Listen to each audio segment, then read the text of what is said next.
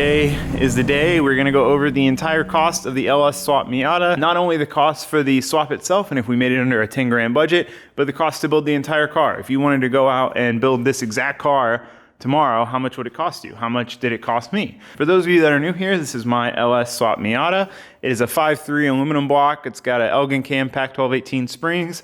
Should be making around 320 horsepower right now. Very simple setup. I didn't want to go too crazy. It is a drift car. It's got a full cage. It's got Momo seats, etc.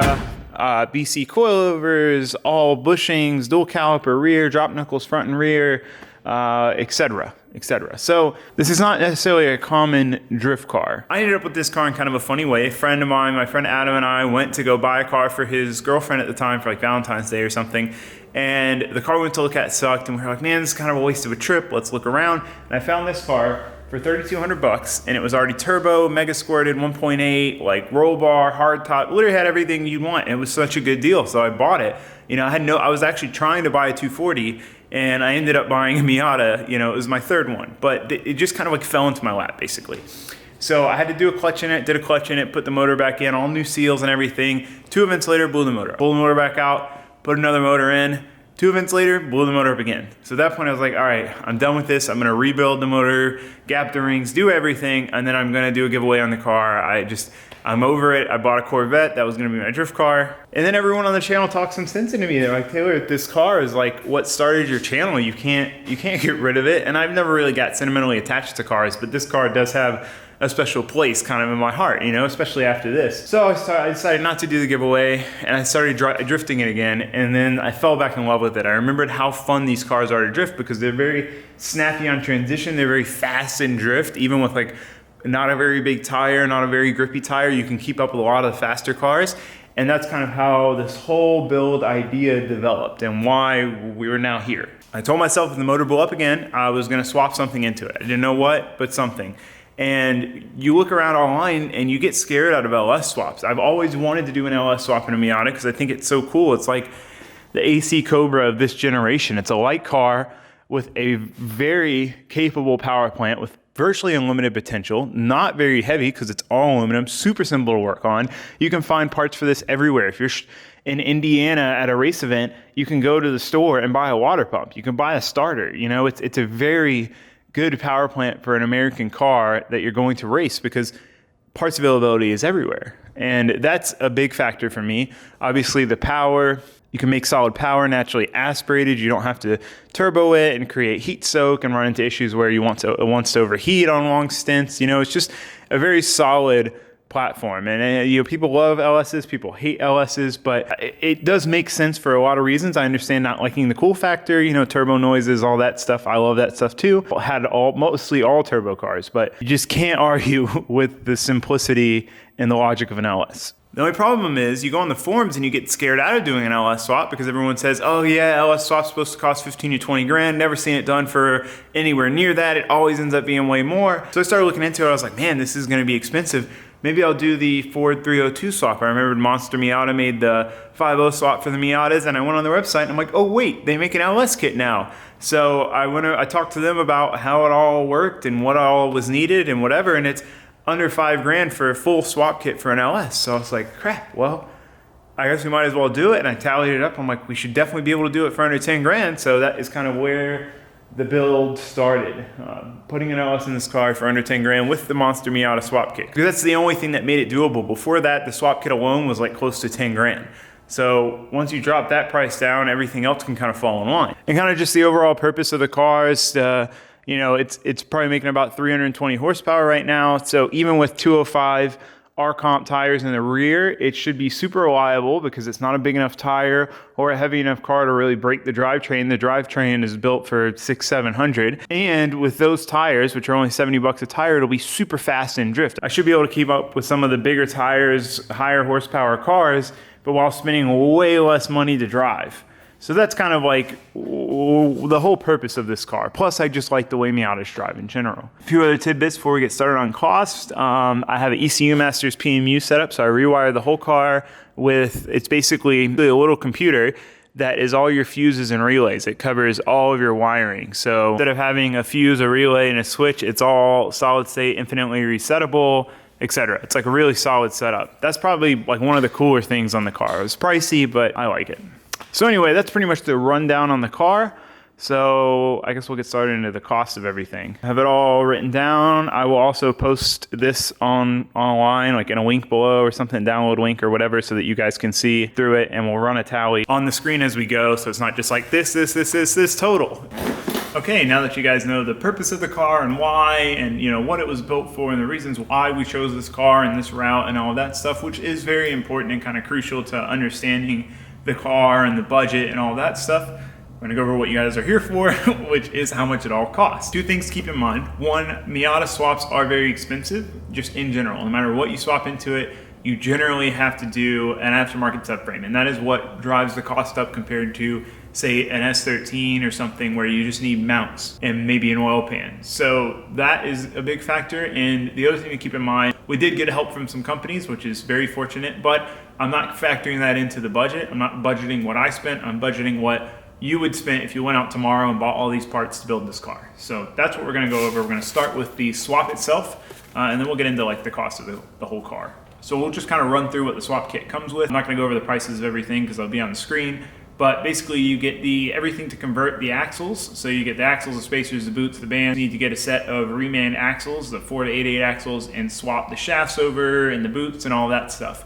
to make them work, and get the broach tubs to make the axles fit in the hubs in the back, because obviously the spines are different. An aluminum radiator with steam fitting, fans, clutch master cylinder, clutch hose and fittings, clutch master cylinder adapter to bolt it to the factory position, transmission cross member, engine mounts, diff hanger, radiator hanger, so basically your radiator mount that mounts it under the core support, sway bar mounts which drop down the sway bar to give you clearance for, under the oil pan, otherwise it wouldn't fit, and then differential torque mount, the Mast Motorsports LS conversion oil pan, and then the big ticket item, the custom subframe. So again, that's what drives the cost up of these swaps, because you have to do it. So the total for the entire swap kit, the way I did it, because I didn't need a few things, it ended up being $46.84. Okay, the next most important thing, or biggest part of the swap, the engine. So I went the route that I would not suggest, knowing what I know now, and pieced together the engine and drivetrain and stuff. So I bought a 5.3 truck motor, aluminum block. I think it's an LM4. I don't recall. Maybe I'll put it on the screen if I can remember what it is. But it's a 5.3 aluminum block truck motor. I got it with accessories, intake manifold, wiring harness, ECU. Didn't come with a starter or coil packs. Problem is, the truck accessories will not fit. They mount the alternator very high, so you have to convert to F-body, Camaro style accessories, or GTO style accessories. Intake manifold doesn't fit, also very high. So I had to convert to a LS1, LS2, LS6, any one of those style intake manifolds. And that's where it starts to get kind of expensive. So we'll run through kind of the cost. So $750 for the engine, $75 for the G8 manifolds, which is kind of what this kit's designed around fitting, $100 to get those ceramic coated, $200 for the intake manifold, which is kind of confusing. I originally bought it for $400 because it was supposed to come with fuel injectors, fuel rail, throttle body. It had a Holley 90 mil on it. It's supposed to be like everything I needed. Turns out he didn't have the injectors, he didn't have the rails that were right. He had some other rails, and he also, the throttle body ended up having issues, so he ended up giving it to me for $200, like after all of these issues were discovered. Tuning upgrade, $50, coil packs $50, bought both of those from him as well. Tuning upgrade was new, coil packs were used obviously. Plugs at the parts store, $24, plug wires, $26, just AC Delco ones off Amazon, very simple. Corvette intake with the actual air intake for $25 off Facebook Marketplace, which is a pretty good deal because they were all like $200-300 on eBay, so I got lucky finding that one. Well, Steve found it technically.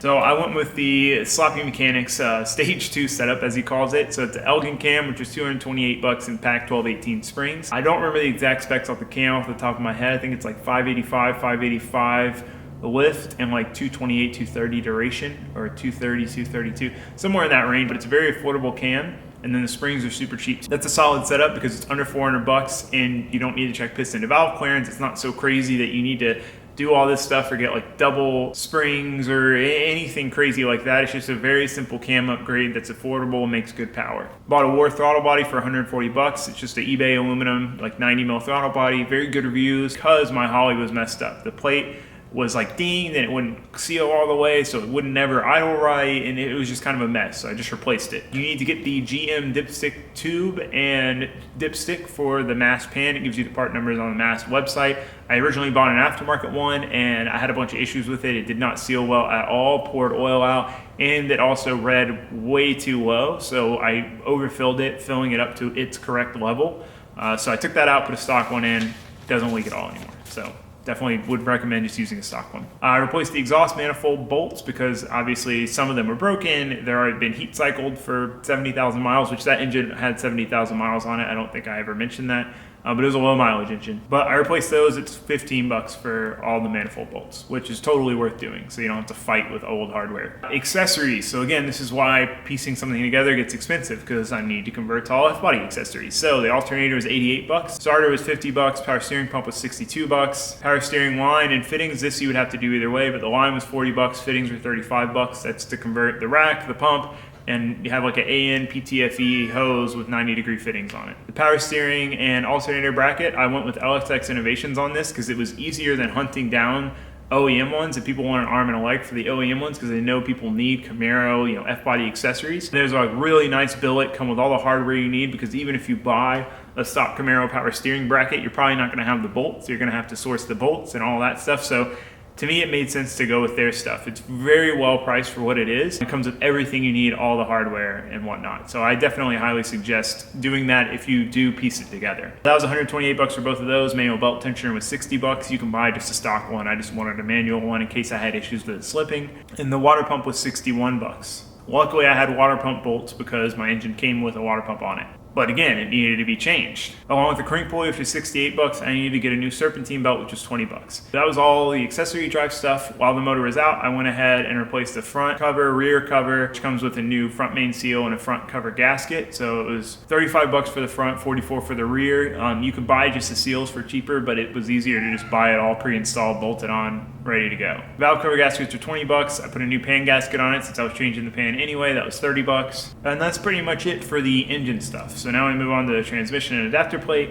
So this kit is kind of designed around a T56. If you guys have looked into LS swaps, you know that T56s are exorbitantly expensive. They're very pricey. I mean, you're looking at like $2,000 for a beat one. So CD09 transmissions, I bought mine for $500. It's got better ratios for track driving. First through fifth is close ratio, sixth is your overdrive, whereas the T56, first through fourth is your close ratio, fifth is your overdrive, sixth is double. So that and the T56s don't shift as well, and from what I've seen and what I understand, the CD09 seems to be a little stronger. So all in all, it's a better transmission. You just have to adapt it to the engine. So to do that, we needed a GK Tech shifter, which was $190 to shorten shifter location and move the shifter forward as far as we could. It's still a little far back from OEM, but it's not bad at all, just outside of the shifter hole. We obviously needed a conversion drive shaft. It was $110 for the 350Z front yoke, $28 for the Ford 88 rear yoke, and then like $232 to get it assembled and the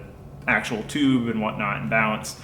So the total for the drive shaft was $367. The Ford 88 diff was $40. I got a steal on that because it was a friend of a friend, and this guy bought it and thought it was the wrong ratio. He thought it was like a 2-something ratio. So I bought it for $40, expecting to have to change the ratio, and it turned out to be a 327. Like, worked out perfect because that was the ratio I was looking for. So again, to make the trans to the engine, you need an adapter plate kit. So the Collins plate and clutch is $699. So that's for the adapter plate to adapt the T56 bell housing and the clutch disc to work with the LS1 flywheel, LS1 pressure plate, and then 350Z, basically the input shaft. Slave cylinder is $92, flywheel $78, pressure plate $185, T56 bell housing $270. They're in between $270 and $230. You can find them for $270 if you just kind of wait a few days and wait till one pops up for that. And that's like brand new, I think. I mean, at least mine was been brand new.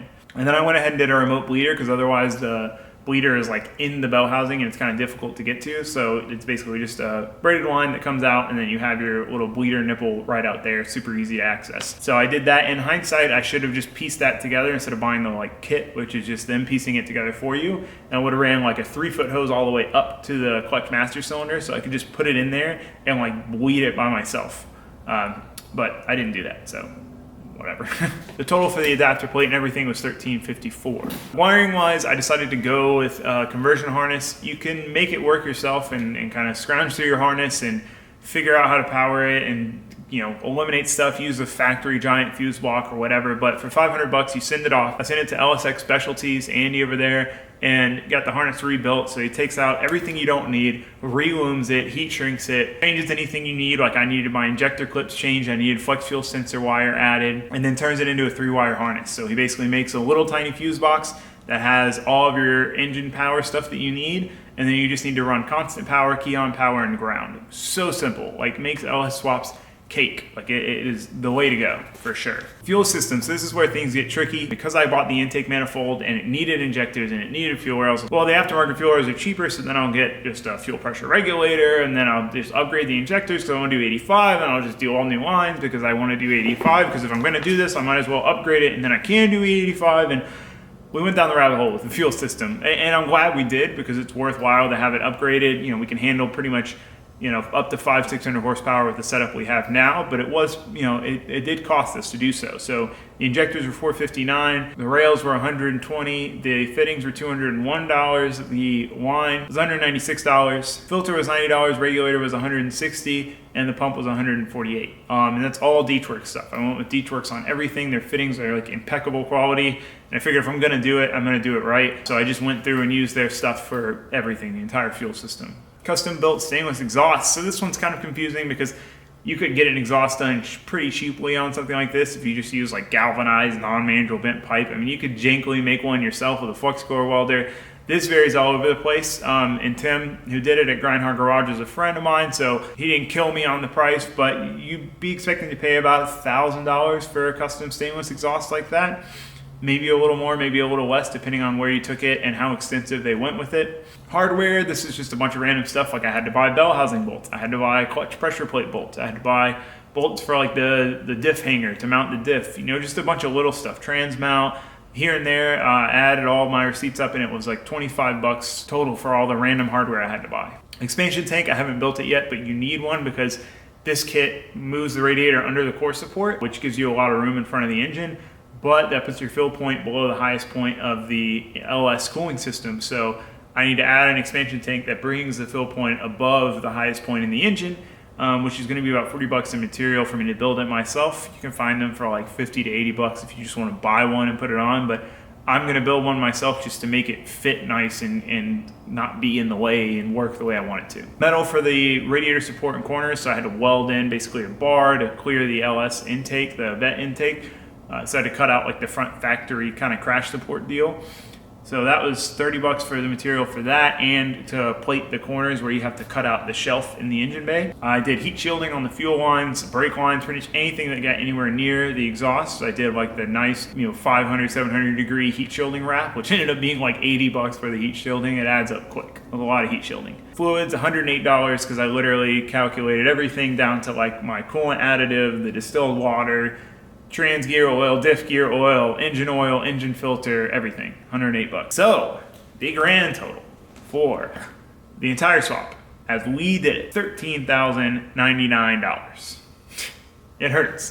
It hurts. We did go over budget. It's still not bad compared to what everyone says, 15 to 20, and no one's seen it done for that. But we did go over budget, and there is two main reasons why. One, we went down the rabbit hole a little bit more than we intended to. Two, we pieced together the engine. So let me give you just a quick rundown of how you could have got it closer to the 10 grand. So the simplest way is just with the intake manifold itself. So like I said, I bought the intake, and I had to buy the injectors and the rails and all of this stuff, whereas you could have just bought a stock LS1 intake with your fuel injector, your fuel rails, everything you need for $280. Instead of the way I did it, which ended up being about $1,039, because, adding on the nice fuel system parts and all that stuff. That would have saved you over $700 right there, brought you down to the low $12,000 range.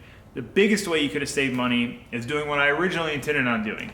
The best way to do this, if you're going to do a swap, is to buy a car and part it out. And that's what I wanted to do. But when I started this build, as most of you know, I started it in a 2-car garage, in a neighborhood, small driveway, and as much as I wanted to, I really didn't have room to part out an entire car, take it apart, store the parts, sell the parts, and do all that. I just didn't have the time, and I didn't have the room to do it then. Now, I could definitely do it, and that would be the way to go, because based on the math I did on some cars that were for sale, you can buy basically a stock one for about $4,000, and by the time you sell everything, you'll be about $2,500 into your whole drivetrain. Or you could buy like a modded one, and I found a couple of those where like if you just sold all the aftermarket parts for like pretty cheap, you'd end up with a modified like 6-liter even for $2,500 with the entire drivetrain. Store's gonna call it $2,500 and you get everything. And the key is you get everything. You are not piecing together bolts for your flywheel, you're not piecing together this and that and accessories and accessory brackets. Like you literally have everything out of the car. You have the intake manifold, the accessories, the wiring harness, the coil packs, you know, the manifold. You literally have everything you need. So the way I did it, piecing everything together, the drivetrain cost me $3,936. Since I did it that way and went down the rabbit hole a little bit, it was $1,374 into fuel system stuff, which again allows me to run E85. My power level is drastically increased, you know, my capability, but still $1,374. So the total to do it the way I did it was $5,310. The way you could have done it is you'd have the whole drivetrain for $2,500. You need a Corvette fuel pressure regulator for $50, 38 toes for $30, and then you need the Deechworks pump for $148. So you'd have $27.28 into your whole drivetrain, and that's literally everything. Obviously, that setup's not going to allow you to run E85, but you know it would be as it is right now. I'm not running E85 currently. You could have the motor in and running and be good. So if I had done it that way, that would have brought the cost down to $10,517, which is close to our budget. I know it's like daydreaming and like if, and would have got to get the car for this much and whatever, but I mean, that's pretty close, and I'm happy with that. I mean, it is not what we said we were going to do, and we are over budget, but we did go down the rabbit hole, and we did make some mistakes. This was my first LS swap. I learned a lot, and definitely in the future, if I ever were to do it again, assuming the donor cars didn't go up a crazy amount in money, I would absolutely do a donor car. Like, no way I would piece it together again, because there's just so much little stuff. Like, if you got just a block, now you need water pump bolts. You can go put your water pump on. Oh crap, I don't have water pump bolts. Oh, I don't have a thermostat housing. I don't have thermostat housing bolts. You know, it's just all this little stuff that adds up. And not only does it add up, but it takes time. You think you're ready to go, and you start putting it together and realize you're missing, you don't have intake manifold bolts. You just bought an intake manifold, but you don't have the bolts from your motor or from that intake. You know, it's like silly stuff like that. So that's why pulling a whole drivetrain out of a car and keeping everything you need is really the way to go. And it would have saved me a lot of money. Okay, so now we'll talk about the actual, like the whole build. So we'll run through this pretty quick. I bought the car for $3,200. I bought those wheels that are on it now for $800. Front tires are Toyo Proxies R888s. They were $230. The rears were $150, Federal 595 RSRs. Seats were $880, which is kind of confusing because I got the Halo seat when I was supposed to be getting a start seat, so I kind of got that one for the price of a start, but just go with it. $880. Harnesses $400, steering wheel $400, hub adapter and quick release $180. This is where the price hit is hard. So the PMU setup that I went with, I was telling you guys about, $1,349. The keypad for that was $430. The PMU to CAN adapter was $150. Bushings were $230. Gauge was $2,000. Paint was $2,500. Gauges were $200 for the oil and water, but I got a bunch of gauges with the car. I got the wideband with the car and boost with the car. Angle kit was $811. Rear drop knuckles are $389. Rear calipers are $50 for the second pair because I went with the dual caliper setup, obviously. Pads are $55 a set, 3 sets because of the dual caliper, $165. Rotors were $80 for all 4. Headlights are $30. Lip kit, $85. Circuit breaker for the main battery disconnect, $20. 4-gauge wire is $30. Random wire, $30. Heat shrink connector is $15. Weather pack connectors, $30. That was to be able to disconnect all the mini sub harnesses, you know, 3, 4, 5 pin. That's basically how I wired the whole car with the PMU. 4-gauge cable ends, $12. Spray paint, $56. Carpet, $100. Hatch can, $300. Tie rod, $26. Inner tie rod, $6. Super cheap, rock auto. Rear bearings and seals, $45. Front lower and upper ball joints, $78. E-brake setup, $250. I'm not really sure on that one because I am gonna like build it myself. I'm just gonna use like a Willwood Master and make the bracket and make the handle, and then I'll just have to buy lines. So $250 should be more than enough for that. ABS for the gauges, $15. Exhaust hangers, the little rubber ones, I need to replace those. That was $8. I tried to cover literally everything. I walked around the car, I looked at it, I ran through it in my head. I tried to cover literally every single part on the car. The total for all of that, $16,986. That's including the cost of the car. But I sold the turbo kit for $2,000, the Mega Skirt for $500, the Torsen for $750, and the trans for $75. So I sold all the parts that came on the car for $3,325. So that puts me at $13,661 into the car build, plus the $13,099 into the swap, $26,760, which is honestly more than I thought it was going to be.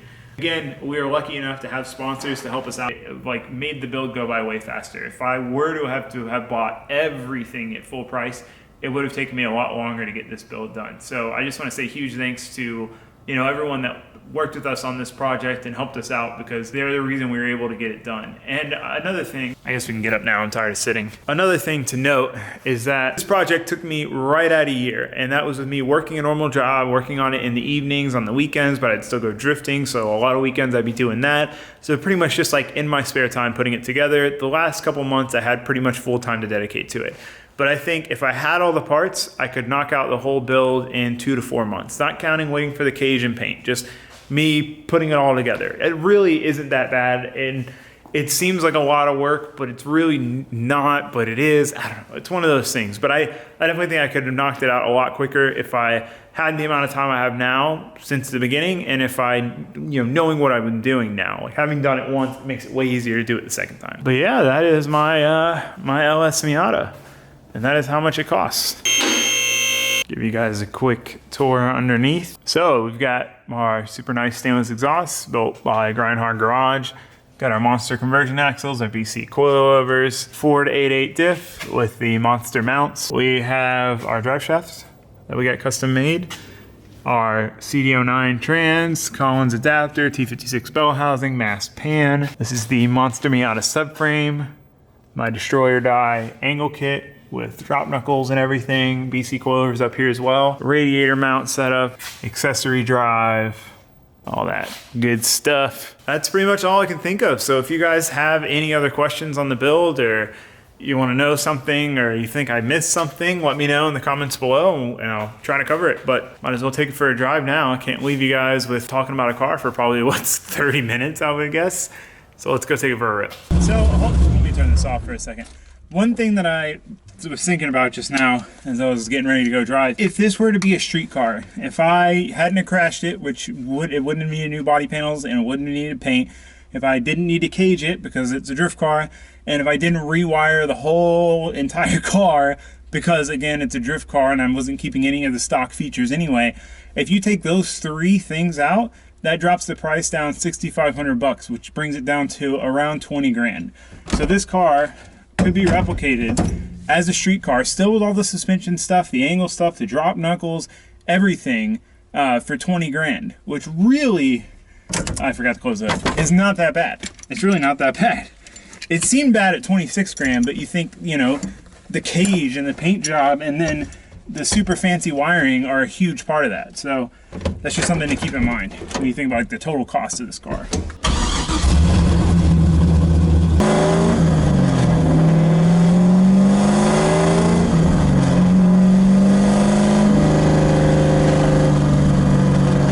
I want to get my gauge cluster working. I want to get the speedo and the tach working if possible. It'd be nice to have both of those.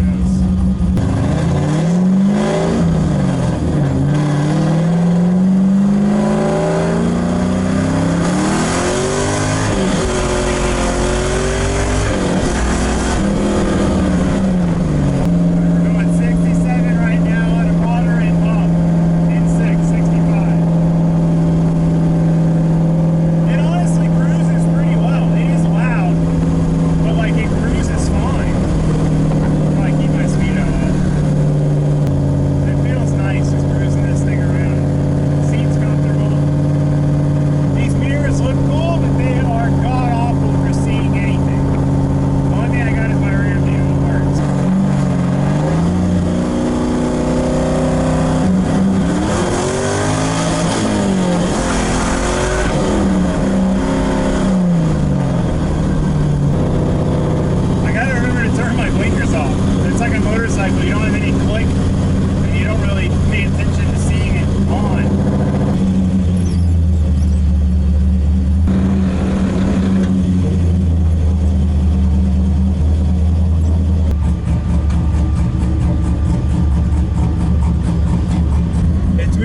exhaust like in the car, especially at idle, or like if you're in the front of the car, sounds like a typical like grunty V8. But if you hear it from the back, it's like raspy, like high revving sounding. It's different.